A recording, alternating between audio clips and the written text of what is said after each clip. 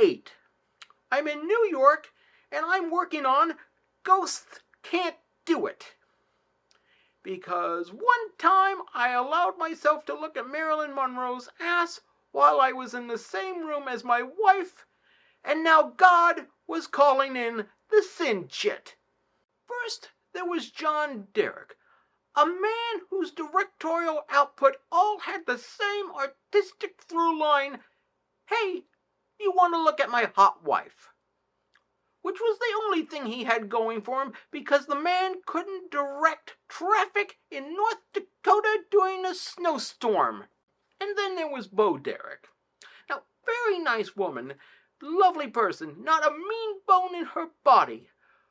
But lordy, that woman couldn't act scared if you jumped out in front of her with a butcher's knife. But the cherry on the manure sundae was, if you'll pardon the expression, Donald Trump. I can say with absolute authority that Donald Trump was the worst human being I've ever known. And I say this as someone who worked at Columbia during the reign of Harry Cohn, who I once saw make Mo Howard and Larry Fine fight with sharpened pool cues at a drunken party at the Brown Derby. Anyway, we're shooting one day at this office building, and I'm about to take the elevator up with Anthony Quinn, who I've known since I worked with him on Kazan's Viva Zapata, which is another story for another time.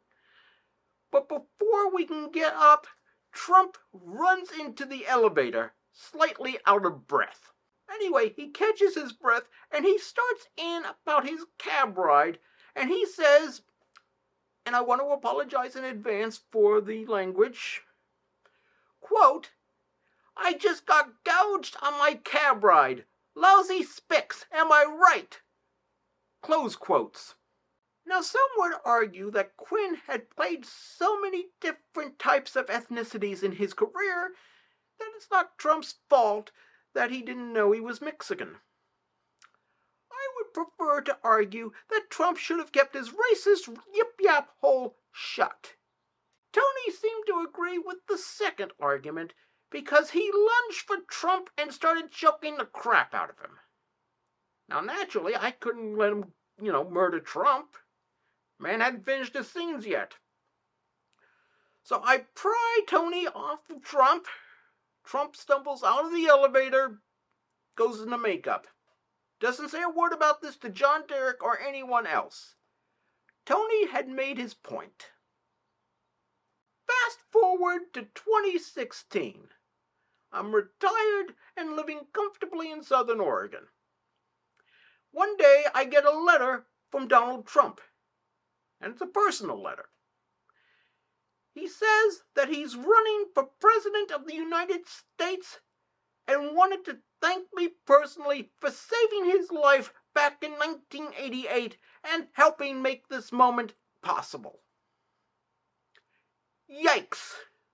Now, I immediately burned the letter because I did not want that cursed object in my house. I then sent $50 to Hillary Clinton's campaign. I then had the entire house saged. And to re-bless it, I brought in a priest, a rabbi, a Buddhist monk, and the woman who runs an herbal supplement shop in Ashland who was a Wiccan in college, just to cover all my bases. So, yeah, we ended up with a 4-year nightmare of an Adderall-rattled bigot with his finger on the button.